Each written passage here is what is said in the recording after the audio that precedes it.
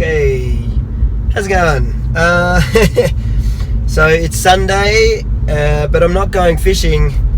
I've been invited to go and check out it's AFTA, so the Australian Fishing Tackle Association? I don't know. Anyway, it's like it's basically the biggest trade show, like fishing and tackle based trade show in Australia. And last year they invited me to the same tackle trade show, but last year I was so nervous and embarrassed to sort of bail people up and talk to them. I didn't really put a video or anything together because I was just too much of a noob. And I was meeting kind of guys that had been in the industry their whole lives, and he's this young loser, like, just thinks he knows something about fishing, and I definitely do not. Some of the guys, like I'll probably bump in today, have been fishing their whole lives, are in the industry selling products, and have been dealing with people in the industry their whole lives. So it's all a very new thing to me. Yeah, it should be fun. I'll have a walk around, have a bit of an overview of the show, and then I'll go and attack the Penn stand and the Pure Fishing stand. There's the convention centre where we want to be. Bridal Expo, 6th of August. Are you ready, fellas?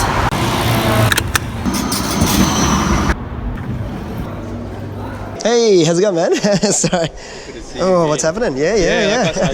I wasn't sure you were going to be so quick. Brett. And what does Brett do? Brett, exhibitor.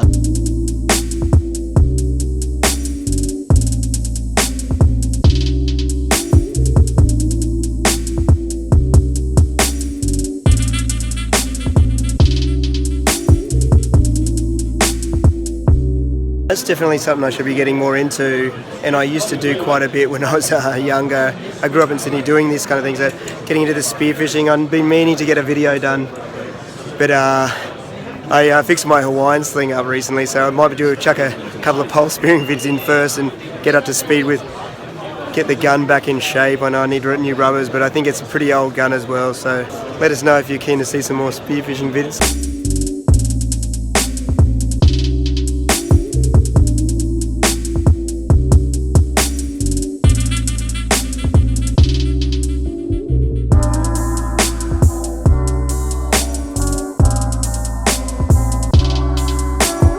Alright, so back at the Penn stand, I think I might just go and check out like the Conflict and Slammer and sort of try and get someone to explain to me all the new parts about it, and that's probably the most interesting for me. I'm really looking for like a light setup for like a bit of inshore, estuary as well, so hopefully the Conflict fits the bill and maybe match it with a rod, and then we'll see what we come up with. Okay, so we bailed out Ming, and hopefully he can sort of just give me a quick rundown on the new Conflict and sort of explain a little bit about it to me. So yeah, go for it, mate. Right, so like this is probably going to be up your alley as well. I mean, apart from the Kayak, this is a lighter version of Penn we've ever done. Yep. All right, built pack with a HC1 under drag. Lightweight wise, lightest Penn reel we ever made. Right, so it's something impressive for a Penn range. Good, nice round knob handles. Yeah. If you look at the features itself, 7 bearings, max drag between a 5 kilo to 11 kilo. It ranges from 2005 up to 5,000. So the average, from your snapper fishing up to your kingfish. Again, what material they're using is actually called RRT 30 carbon. So there's a carbon body, which has a superior strength on it. Something to look forward to in the Penn range. Yeah, no, I'm definitely looking for an smaller inshore reel, so I think this is going to fit the bill. That's right. I tell you, it's a pretty sexy looking reel, that's for sure. This has also been something that I've been sort of raised my eyebrows a little bit about. The Penn Slammer comes in a high speed, 6,005 and 8,005. Again, the difference of the ratio. So the common ones are like 5 to 6, but this is a 6.2 to 1 on a 6,005, and also like a much faster one on a 5.3 to 1 compared to the 4.2. So what you really use a lot is jigging, or even casting slouts and metals. You want that fast trolling. And again, it's something really cool in this range. See that? that screams New Zealand trip to me. I think, yeah, I think casting from some rocks. Because apparently the guys up there, like, where we're going is hopefully right up the top, like Aripara, I think, and they're going to cast, like, for maybe kingies and snapper off the rocks, so I wouldn't mind to have a go. Yeah. Sure, we'll have one around, like that. Yeah. Yeah, so it's jig knob. It's a serious knob, yeah. I really like the knob, actually, on the Gold. Like, I've been enjoying those, like, just the bigger, and it's actually a lot better to use. And when I go back to, like, now the other reels, I'm like, what's this? Okay, so it's got the rattle inside. Correct. It's nice and squishy, so they'll grab and hold. That's right. And then you wouldn't get puncture holes because it's like ultra density itself, so you bite, you don't get it. Okay, so we get a bit of longevity as well, So again, these are all Japanese market. Mm-hmm. So they call it ultra low density technology and that material. Yeah. No, I definitely would give those a go. It is. Even for like you see the guys like in the US using them on the bass as well. Exactly. Killing it on there. Bass, mangrove jack. Oh, and is that the power bait? That's the eel? Yeah, that's the eel. That's the 8-inch one. He's cool. I can't see any fish that saw that swimming around. Surely it's got like that big tail. We're trying out over back in our place. There's a swimming pool. So if you rip it, you actually dive like that. It darts. Yeah. No, nice. Yeah. All right. So even though you cast it down, leaf and drop, it's just gonna be quite deadly for snapper. I reckon this will be good. Yeah.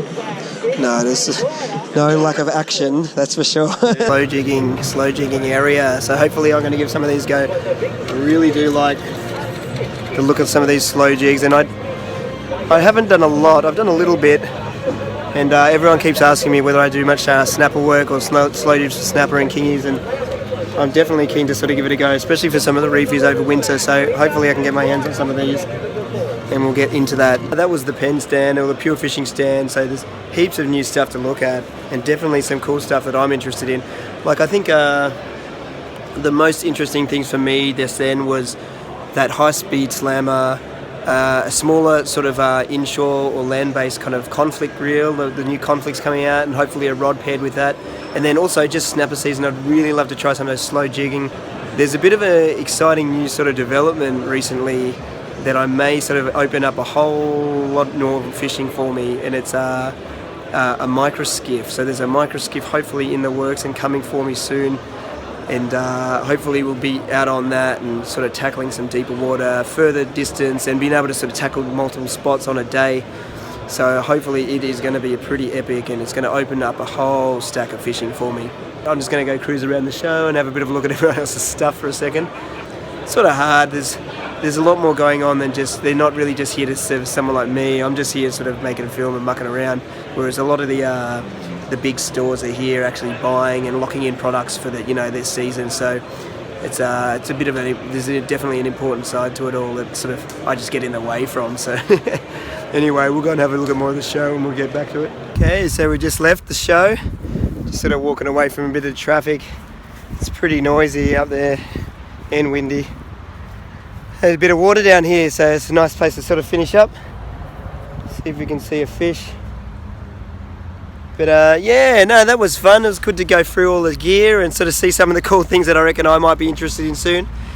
It's always good to sort of meet the guys as well. It's all about sort of a bit of networking and a bit of liaising with some of the guys that sort of know what they're talking about, and so I think it's a real positive thing, just the whole trade show and sort of going and checking it out.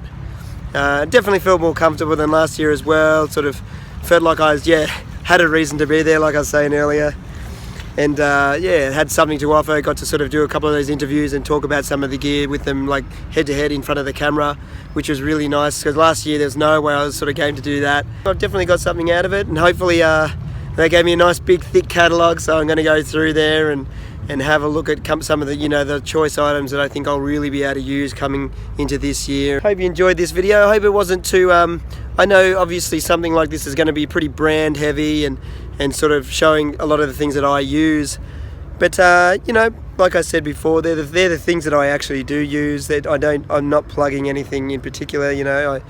I want everyone to sort of find their own way in the fishing world and find out what they really like, but might give you an idea of sort of what I use. Maybe you can relate to that and sort of work it into what you do as well. So we'll wrap it up here. Almost feel like I needed a rod, so I might get a nice flatty or something. There's got to be something around here. It's actually quite nice. I don't think I've ever walked down this side of the convention centre. It's actually quite nice. But guess I'll go home. It's still Sunday. Enjoy the rest of the weekend, and I'll catch you next video, probably with some fishing stuff in it.